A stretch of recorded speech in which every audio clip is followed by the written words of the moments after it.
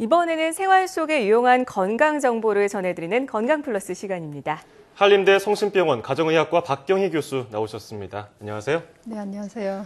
네, 오늘은 어떤 주제를 가지고 오셨습니까? 네, 요즘 날씨가 상당히 많이 따뜻해졌죠. 일교차가 좀 있긴 하지만. 근데 그러면 이제 옷이 점점 얇아지잖아요. 그래서 겨울 동안 아무래도 늘어난 체지방 때문에 고민하는 분들이 많으실 것 같습니다. 네. 그래서 오늘은 이제 지방, 그 중에서도 우리 몸에 좋은 지방과 나쁜 지방은 무엇인지 자세히 살펴보려고 합니다. 네, 사실 대부분 비만의 원인을 지방이라고 보잖아요. 그래서 네. 지방은 우리 몸에서 좀 없어졌으면 좋겠는 그런 안 좋은 네네. 쪽으로 생각을 하는 경우가 많은데 지방이 우리 몸에서 어떤 역할을 하고 있는 겁니까?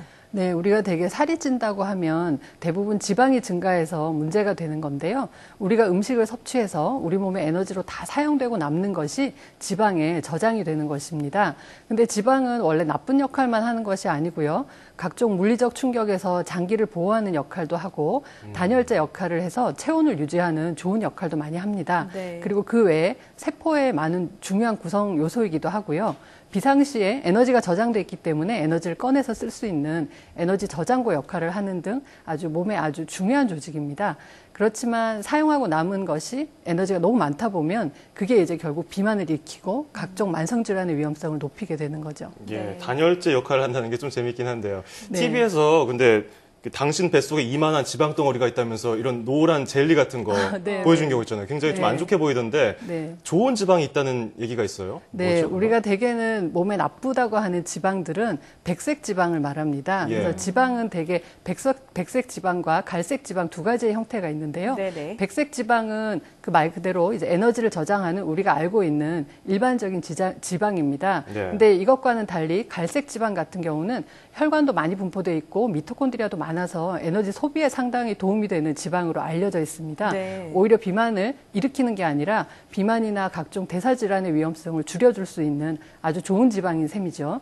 근데 지금까지는 이게 관심을 많이 못 받았는데 그 이유가 옛날에는 이 갈색 지방이 신생아 때만 있고 생후 8주 이후부터는 퇴화된다고 없어진다고 알고 있었습니다. 네. 그래서 어른한테는 거의 없었기 때문에 우리가 관심이 없었는데 최근에 이제 영상의학 기법이 많이 발달하게 됐잖아요. 네. 그래서 그 PET-CT라는 게 있습니다. 그래서 네. 그런 걸 찍어보니까 잘 모르는 조직이 발견됐는데 오. 알고 보니 그게 갈색 지방이었던 거죠. 그래서 어른한테도 갈색 지방이 남아있고 이게 활성화돼서 이제 우리가 비만이나 이런 것들을 좋아지게 할 수 있구나라는 걸 알게 됐습니다. 그래서 지금까지는 비만 치료제가 주로 식욕과 관련된 식욕을 억제해서 에너지 섭취를 줄이는 게 주된 것이었는데 네네. 이제 앞으로는 갈색 지방을 활용을 해서 우리가 에너지 소비를 증가시키는 형태로 많이 연구가 되고 있습니다. 네. 네. 갈색 지방에 대해서 사실 잘 몰랐고요. 네. 비만에 도움이 된다고 하니까 늘리고 네. 싶어지는데 네, 네. 어떻게 하면 늘릴 수 있을까요? 네, 사실 안타깝게도 아직까지는 이렇게 하면 갈색 지방이 좀 많아진다라는 딱히 알려진 정설은 없는 것이 사실입니다. 왜냐하면 주목받기 시작한 지 오래되진 않았거든요. 네. 근데 일부 연구에서 보면 지방이라던가 근육에서 분비되는 일부 호르몬 중에는 백색 지방을 갈색 지방으로 변화시키는 것이 있다는 게 발견이 됐고요.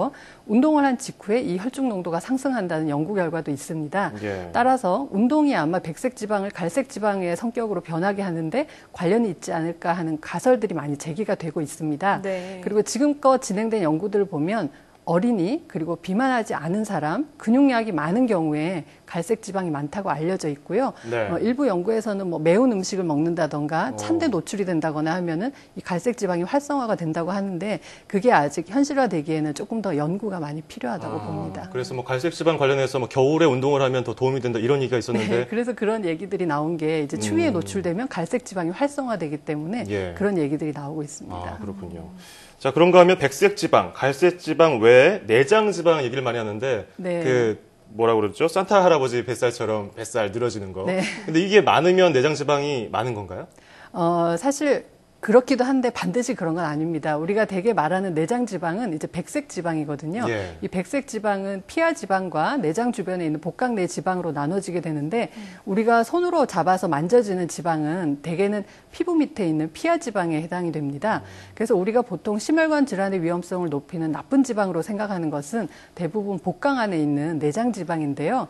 우선 허리둘레가 늘어나는 것 자체가 내장 지방이 늘어난 것의 간접적인 지표라고 생각하시면 됩니다. 네네. 되게 남자분들이 중년 이후에 살이 찌게 되면 허리띠 윗부분에 윗배가 많이 늘어나잖아요. 맞아요. 근데 이게 이제 내장 지방이 증가하면서 나타나게 되는 신호라고 보면 되고요. 그렇지만 반면에 젊은 여자분들은 살이 찌면 아랫배가 많이 나오고 허벅지가 굵어지죠. 그런 경우에는 피하 지방이 많이 쌓이게 됩니다. 피하 지방도 뭐 아주 좋은 지방이라고 하기는 힘들지만 상대적으로 복강 내에 있는 내장 지방이 더 위험하거든요. 근데 여성의 경우에도 이런 피하 지방 외에 내장 지방이 늘어나는 시기가 있는데 폐경기를 겪으면 여성 호르몬이 줄어들기 때문에 이제 남성이랑 거의 비슷한 형의 복부 비만으로 되게 되는 거죠. 네, 그렇군요. 허리둘레를 늘려주는 내장 지방 줄이고 싶은데 네. 줄일 수 있는 운동법 있을까요? 네, 대개는 배가 많이 나왔으니까 이제 배를 집중적으로 운동하는 복근 운동이나 이런 걸 하면은 허리가 네. 줄 거라고 많이 생각을 하세요. 그래서 그렇죠. 벨트도 많이 이렇게 막 진동 벨트도 하시는데 네네. 그런 방법보다는 뱃살을 줄이는 가장 좋은 방법은 속에 있는 내장 지방을 줄여야 되기 때문에 유산소 운동을 하셔야 됩니다. 유산소 운동은 온몸의 근육을 움직여서 하는 운동에 해당이 되고요. 걷기나 테니스나 수영이나 야구 같이 우리가 흔히 그냥 운동이라고 하면 생각하는 모든 운동이 유산소 운동에 해당이 됩니다. 네네. 그래서 이 운동은 지방을 태워서 줄이는 유일한 방법이라고 보셔야 되고요. 되게 이제 운동을 얼마 정도 해야지 그러면 살이 빠지느냐, 지방이 주느냐 많이 궁금해 하시는데 네. 지방을 태워서 줄이기 위해서는 적어도 30분 이상 꾸준히 운동을 하셔야 됩니다.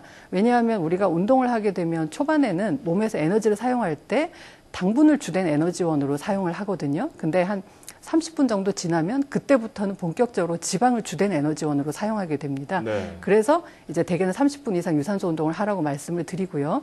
이런 운동을 꾸준히 규칙적으로 하면 이렇게 지방을 에너지원으로 해서 동원하는 시간이 좀 더 빨라질 수 있기 때문에 예. 좀 더 효율적인 운동을 할 수 있다고 볼 수 네. 있죠. 그렇다면 가장 궁금한 건데요. 겨울 동안 두꺼운 점퍼에 가려져 있던 이 지방들을 없앨 수 있는 효과적인 네, 방법 네. 없을까요?